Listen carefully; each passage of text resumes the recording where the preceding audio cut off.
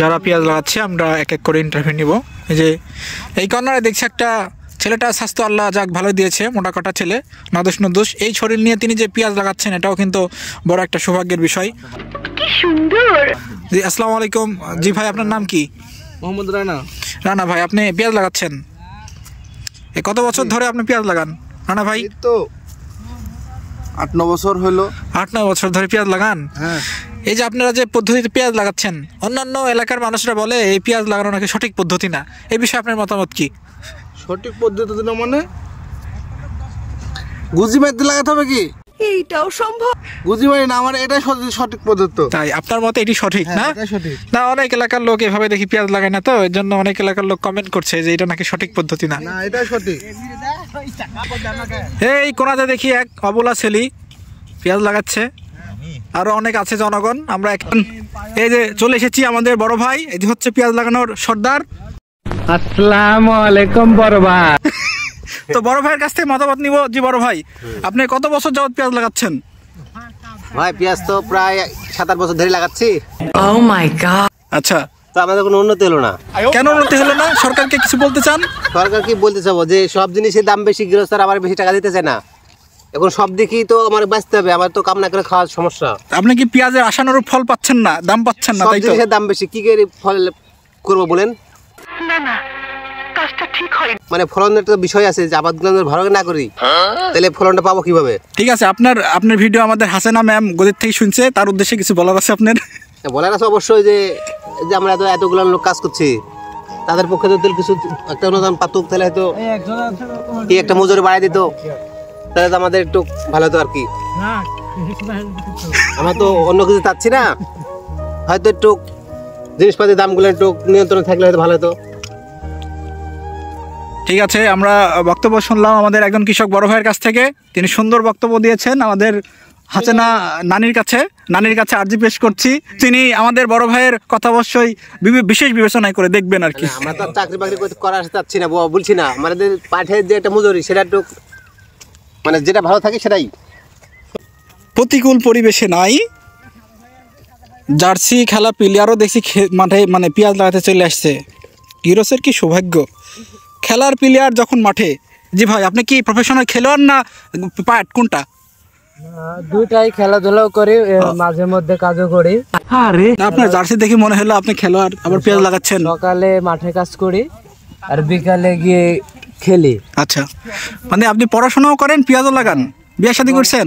না, বিয়ে শাদী এখনো করিনি। কেন করেননি? কেন, বাপ মা বিয়ে দেয় না আপনার? বিয়ে শাদী করবো আর 2 বছর পর। তার মানে কাজ করে আপনি টাকা পয়সা জমাচ্ছেন বিয়ে করার জন্য? থাক, যাও ভালো। অনেক টাকা খরচ, কাজ করে যে টাকাটা হবে ওই টাকাতে বিয়েতে খরচ। আমাদের এলাকার নাম কি? আমাদের এলাকার নাম দিগলকান্দি। দিগলকান্দি, এটা ইস, মিথ্যে কথা। কোন জেলা? পুঠিয়া।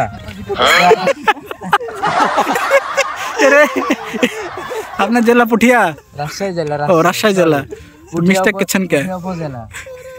ভাই আমি ভিয়ালা। ভাই আপনি ভিয়ালা? আমি ভিয়ালা। আপনি পেঁয়াজ লাগাচ্ছেন কেন? কাজ বাইরে গেছে ভাই, কি করবো, এরা এখন বলছে 2 পায়ে লাগা দেন ভাই। এইটাও সম্ভব। এই কেডারে, তো এই কারণে আমি মানে প্যাটারের সাথে লাগিয়েছি যে 2 পায়ে তুলি দিই। এই পাশে এক মুরব্বী ভাই আমাদের হামিদুল ভাই। আসসালামু আলাইকুম। ওয়ালাইকুম সালাম। আপনি তো মাশাআল্লাহ খুব সুন্দর দাড়ি রাখছেন, নামাজ পড়েন। হ্যাঁ। তো এই যে আপনি পেঁয়াজ লাগাচ্ছেন, হ্যাঁ। কত বছর যাবত পেঁয়াজ লাগান আপনি? পেঁয়াজ মোটামুটি 25 বছর। 25 বছর? আপনাকে একটা পার্সোনাল প্রশ্ন আছে, আপনি বিয়া করা করেছেন? বিয়া করেছি একটাই? আমি বিশ্বাস করি না। 25 বছর বয়স ধরে পেঁয়াজ লাগান, একটা বছর খালি? আমি তো মনে করছি একটাই চলাছি ভাই। হ্যাঁ, এখন 20 সারের যে দাম, এখন মনে করছি পেঁয়াজ লাগানি শেষে লিখি আর একটা করবো। আপনার বুদ্ধি ভালো। জনগণ বলছে যে আপনার যদি 25 বছর ধরে পেঁয়াজ লাগান, তাহলে আপনার বয়স কত? আমার বয়স 52 বছর। আপনাকে দেখলে তো মনে হয় না 52। 52 তো এখনকার মেসালি পেলে লিখি সান্দার চাচ্ছে।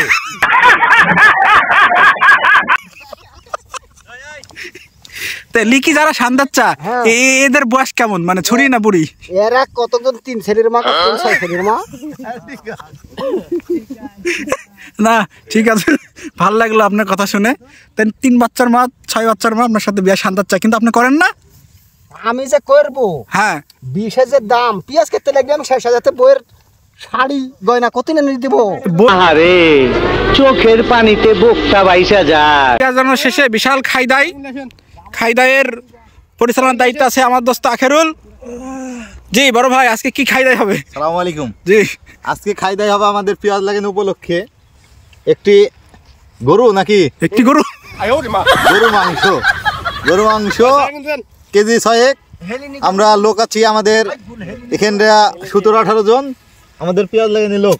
হ্যাঁ তাদের সকলের উদ্দেশ্যে আজকে যে পেঁয়াজটা লাগাচ্ছি গিরোচের ওই টাকা দিয়ে গোস মাংস বিরিয়ানি খাইদাই হবে। গোস মাংস দুটি কিনবেন? হ্যাঁ আচ্ছা, গোস কুন্ডের মাংস কুন্ডি ভাই হইল একটা।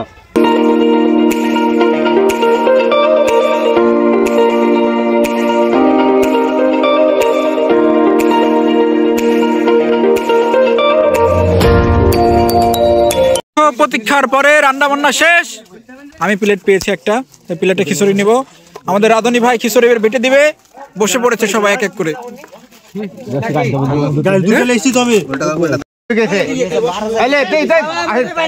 শামিল ভাই আমাকে দেয়নি এখনো?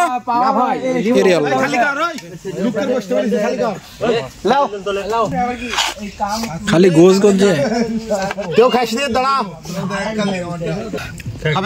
এই তোরা কেউ খাওয়া শুরু করিস নে। আগে খাচ্ছে গোস কি সবার পাতে পড়িস? দোস রে তোর তো বড় গোস রে। তোর কই গোস কই? গোস খুঁজে পাচ্ছে না রে। এই ওই ভিডিওতে আমরা আমারে আমিনুল ভাই একটু দোয়া করে দাও। আখেরে জামানা বলিতে মানা, বলিতে গেলে ঢেরা খিচুড়ি। ফাইনালি আমার খিচুড়ি চলে আসছে। খিচুড়ির মধ্যে গোস কই বড়টা, এই বড় ডিম পাইছি রে। সাদাম ভাই প্লেট কে তোমার? প্লেট পেঁয়াজ প্লেট মাথার পুক বিসমিল্লাহ। বেটা না ওইটি দেওয়ার পরে যে আসলে বাকি বল খাবার কিরকম টেস্ট আছে? সেই টেস্ট আমার তো জিভে পড়ে গেল।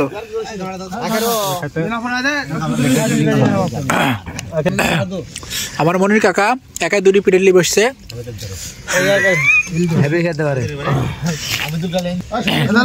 এই বেয়াদব দেখো খাবার ঠান্ডা কেমন লাগে, হটপট লিয়ে আসছে মনে হয়।